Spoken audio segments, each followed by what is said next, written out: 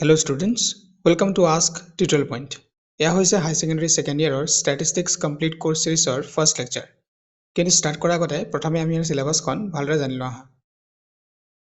এয়া হৈছে higher secondary second ইয়াৰৰ ষ্টেটিষ্টিক্সৰ complete syllabus. মই ইয়াত এই সিলেবাসখন ইউনিট ওয়াইজ আৰু চেপ্টাৰ ওয়াইজ দুই ধৰণে ডিস্ট্ৰিবিউট কৰি খাইছো।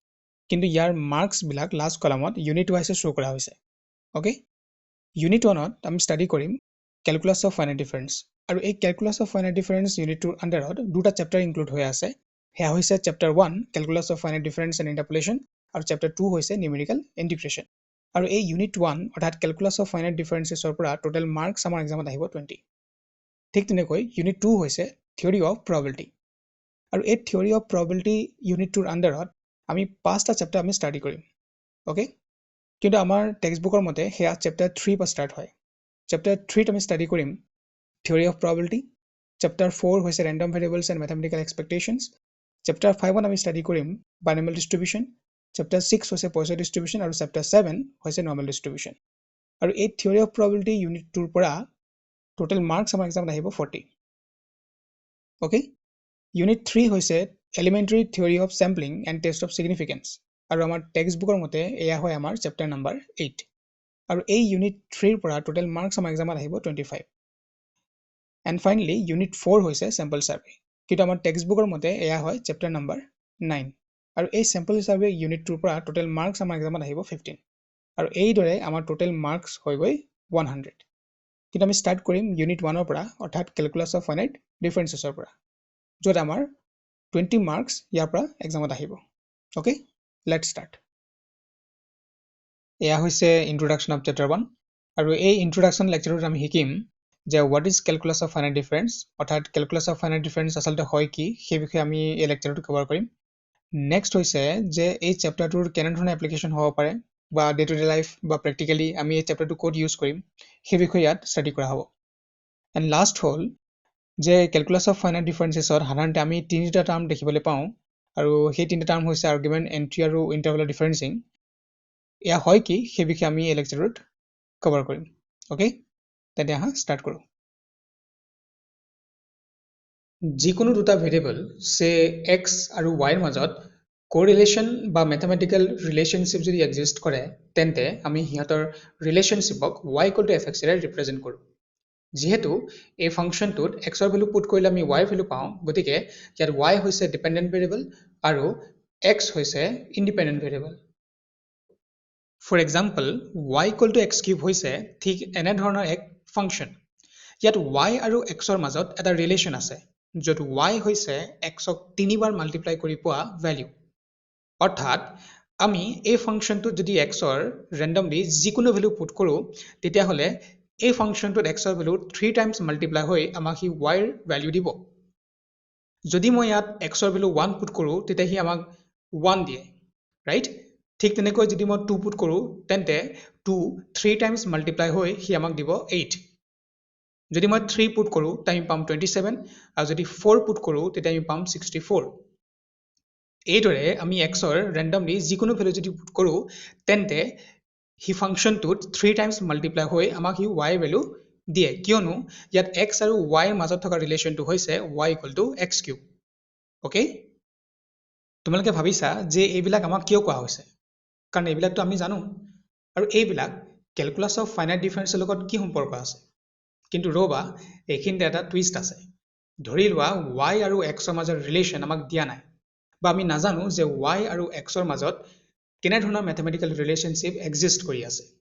কিন্তু x ৰ কিছুমান সাৰ্টেন ভ্যালুৰ কাৰণে y কৰেসপন্ডিং ভ্যালু যদি আমাক দিয়া থাকে তেতিয়া আমি এই ভ্যালুজৰ সহায়ত x আৰু y ৰ মাজৰ ৰিলেশনশিপ আইডেন্টিফাই কৰিব পাৰোঁ। অৰ্থাৎ আমি সেই হিডেন ফাংশনটোৰ ফৰ্ম বা প্ৰপাৰ্টিৰ বিষয়ে জানিব পাৰোঁ। এয়া ইন্টাৰেষ্টিং নহয় নে? ধৰি লোৱা এই এক্সাম্পলটোকে লোৱা। সাপোজ আমি x আৰু y ৰ মাজৰ ৰিলেশন নাজানো, কিন্তু আমাক x ৰ কিছুমান সাৰ্টেন ভ্যালুৰ কাৰণে y কৰেসপন্ডিং ভ্যালু দিয়া আছে। এতিয়া আমি ক'ব লাগে যে এই ফাংশনটোৰ ফৰ্ম বা প্ৰপাৰ্টি কি হ'ব। ভালদৰে অবজাৰ্ভ কৰিলে আমি দেখিম যে ইয়াত y ৰ প্ৰত্যেকটো ভ্যালু পাবৰ কাৰণে x ৰ ভ্যালু বিলাকক 3 বাৰ মাল্টিপ্লাই কৰিব লগা হৈছে, অৰ্থাৎ কিউব কৰিব লগা হৈছে। গতিকে আমি ক'ব পাৰোঁ যে x আৰু y ৰ মাজত থকা ৰিলেশনটো হৈছে y = x³। okay same way যদি আমাক x ৰ এনে ধৰণৰ ভ্যালুৰ কাৰণে right y corresponding value যদি দিয়া থাকে তেন্তে আমি ভালদৰে অবজাৰ্ভ কৰি কম যে ইয়াত x ৰ প্ৰত্যেকটো ভ্যালুৰ লগত 2 এড কৰা হৈছে যাৰ ফলত আমি y ৰ ভ্যালুবিলাক পাইছো গতিকে x আৰু y ৰ মাজত থকা এই ৰিলেচনটো হৈছে y = x + 2 এইবিলাক হৈছে অতি সহজ এক্সাম্পল য'ত x আৰু y ৰ পেয়াৰ ৱাইজ ডিস্ট্ৰিবিউচনটো চাই আমি ক'ব পাৰো যে তাত x আৰু y ৰ মাজত কি ৰিলেচন আছে কিন্তু সদায় এনে ধৰণে আমি অবজাৰ্ভ কৰি যিকোনো ৰেন্ডম x আৰু y ৰ ভ্যালুৰ সহায়ত সিহঁতৰ মাজত থকা ৰিলেচন অৰ্থাৎ ফাংচনেল বিহেভিয়াৰ বা প্ৰপাৰ্টি এক্সপ্লেইন কৰিব নোৱাৰো আৰু এয়া সম্ভৱো নহয় বাই ইনস্পেকশন এইখিনিতে আমাক প্ৰয়োজন হয় এনে টেকনিক যিয়ে এই প্ৰবলেমটোক ওভাৰকাম কৰিব পাৰে মানে আমাক এনে এক মেথডৰ প্ৰয়োজন যিয়ে ফাংচনটোৰ ফৰ্ম জনা নাথাকিলেও আমি সিহঁতৰ ডিস্ট্ৰিবিউচনৰ সহায়ত ফাংচনটো ফাৰ্ষ্ট ডিগ্ৰী পলিনমিয়েল নে কিউবিক পলিনমিয়েল নে অন্য কিবা লগতে সেই ফাংচনটোৰ ফাৰ্দাৰ চেঞ্জেছ বিলাকো আমি ষ্টাডি কৰিব পাৰো আৰু এআই হৈছে এই চেপ্টাৰটোৰ ওৱান অফ দি এপ্লিকেশনছ ওকে অৰ্থাৎ ক্যালকুলাস অফ ফাইনাইট ডিফাৰেন্সেছে ইণ্ডিপেণ্ডেণ্ট ভেৰিয়েবলৰ কাৰণে ফাংচন বা ডিপেণ্ডেণ্ট ভেৰিয়েবলত হোৱা চেঞ্জেছ বিলাক ষ্টাডি কৰে ইয়াৰ অৰ্থ হ'ল x ৰ ভ্যালু ইনক্ৰিজ বা ডিক্ৰিজ হলে y ৰ ওপৰত তাৰ কি প্ৰভাৱ পৰিব তাকেই ক্যালকুলাস অফ ফাইনাইট ডিফাৰেন্সে ষ্টাডি কৰে গতিকে ফাংচনটোৰ ফৰ্ম জনা নাথাকিলেও আমি সিহঁতৰ পেয়াৰ ৱাইজ ডিস্ট্ৰিবিউচনৰ পৰা ক্যালকুলাস অফ ফাইনাইট ডিফাৰেন্সৰ সহায়ত সেই ফাংচনটোৰ ফৰ্ম বা প্ৰপাৰ্টি কেৱল জনাই নহয় তাৰোপৰি সেই ডিস্ট্ৰিবিউচনটোৰ সহায়ত we can also estimate the missing observations or making forecast those arises in a number of disciplines like economics, business, social sciences, actuarial work, অৰ্থাৎ policy making, population studies আদি বিভিন্ন ফিল্ডৰ ৰিকুৱাৰমেণ্ট অনুসৰি আমি এই মেথডসমূহ এপ্লাই কৰিব পাৰো উদাহৰণস্বৰূপে পপুলেশ্যন ষ্টাডিজৰ এটা সৰু এক্সাম্পলৰ সহায়ত এই এপ্লিকেশ্যনটো বুজোৱা হয় আমি জানো যে প্ৰতি 10 ইয়াৰ্ছৰ ইন্টাৰভেলত আমাৰ দেশত সেন্সাস কৰা হয় ৰাইট ধৰি লোৱা আমাক এনে ধৰণৰ সেন্সাস ইয়াৰৰ কৰসপন্ডিং পপুলেশ্যন ইন ক্ৰোৰ্ছত দি থোৱা আছে এতিয়া আমি এই সেন্সাস ইয়াৰসমূহৰ মাজৰ যিকোনো ইন্টাৰসেন্সিয়েল পিৰিয়ড সে 1987 1994 2009 আদিৰ পপুলেশ্যন এস্টিমেট কৰিবৰ কাৰণে আমি ক্যালকুলাস অফ ফাইনাইট ডিফাৰেন্সেছৰ হেল্প ল'ব পাৰো ৰাইট এনেদৰে 1981 ৰ পৰা 2011 ৰ মাজৰ যিকোনো পিৰিয়ডৰ ভ্যালু এস্টিমেট কৰাটোক ইন্টাৰপোলেশ্যন বুলি কোৱা হয় তাৰোপৰি 2011 ৰ পাছৰ পিৰিয়ড বা 1981 ৰ আগৰ ভ্যালু আমি ডিটাৰমাইন কৰিব পাৰো কিন্তু এনে কৰিলে ইয়াক কোৱা হয় এক্সট্ৰাপোলেশ্যন আৰু এই এক্সট্ৰাপোলেশ্যন টপিকটো যেটা আমাৰ সিলেবাসত নাই গতিকে আমি এই টপিকটো ফাৰ্দাৰ ষ্টাডি নকৰো ঠিক আছে কিন্তু ইন্টাৰপোলেশ্যন টেকনিকটো আমি ইয়াৰ পাছৰ লেকচাৰসমূহত আমি ডিসকাস কৰিম okay also these techniques help us to fill in the gaps in the statistical data for the sake of continuity of information কেতিয়াবা কি হয় যে natural causes like fire floods ভূমিকম্প বা certain reasons like improper handling of data বা অন্য random কাৰণত সেই affected period to data lost হোৱা দেখা যায় কিন্তু আমি ষ্টাডি কৰিবলগীয়া ক্যাৰেক্টাৰিষ্টিকটোৰ ইয়াৰ ক্যাৰেক্টাৰিষ্টিক মানে কোনে কোম্পানীৰ সেলস production বা কোনো ৰিজনৰ পপুলেশ্যন ডেথ বাৰ্থ ইত্যাদি যিকোনো ফ্যাক্টৰ হ'ব পাৰে ওকে সেই ষ্টাডি কৰিবলগীয়া ক্যাৰেক্টাৰিষ্টিকটোৰ ষ্টাডি পিৰিয়ডৰ ভিতৰত যদি এনে এক এফেক্টেড পিৰিয়ড আমাৰ ষ্টাডি পিৰিয়ডত আছে তেন্তে অবভিয়াসলি আমি সেই পিৰিয়ডটোৰ কোনো ধৰণৰ ইনফৰমেশন নাপাওঁ কিন্তু আমি ষ্টিল ইন্টাৰেষ্টেড হয় যে সেই ক্যাৰেক্টাৰিষ্টিকটো উইথ ৰেসপেক্ট টু টাইম বা অন্য কাৰণত কেনেকৈ বিহেভ কৰে বা তাৰ চেঞ্জেছ বিলাক যদি অধ্যয়ন কৰিব বিচাৰো তেন্তে to maintain the continuity of information আমি সেই affected period tour data estimate কৰিব লাগিব আৰু এই ক্ষেত্ৰত আমাক হেল্প কৰিব calculus of finite differences-ৰ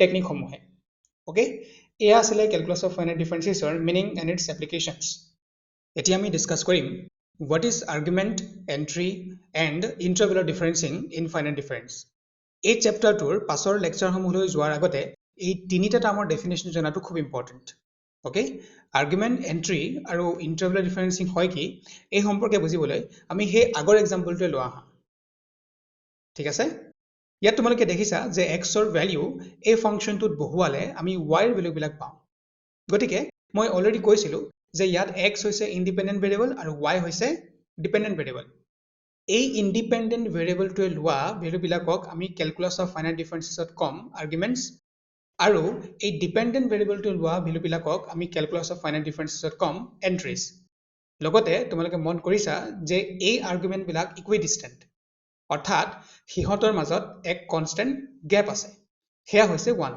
আৰু এই কনষ্টেণ্ট গেপটোক আমি ক্যালকুলাস অফ ফাইনাইট ডিফাৰেন্সেছত কম ইন্টাৰভেল অফ ডিফাৰেন্সিং এই ক্ষেত্ৰত ইন্টাৰভেল অফ ডিফাৰেন্সিং হৈছে 1 প্লিজ ৰিমেম্বাৰ ইণ্ডিপেণ্ডেণ্ট ভেৰিয়েবলটোৱে লোৱা ভেলুবিলাক ইকুইডিষ্টেণ্ট হ'বও পাৰে নহ'বও পাৰে কিন্তু যদি কনষ্টেণ্ট গেপ থাকে তেন্তে সেই কনষ্টেণ্ট গেপটোক আমি ইন্টাৰভেল অফ ডিফাৰেন্সিং বুলি কম ওকে এতিয়া ইয়াক সাম আপ কৰো কিছুমান ষ্টেণ্ডাৰ্ড নোটেশনৰ সহায়ত let y equal to fx be a function where x is an independent variable and y equal to fx is a dependent variable.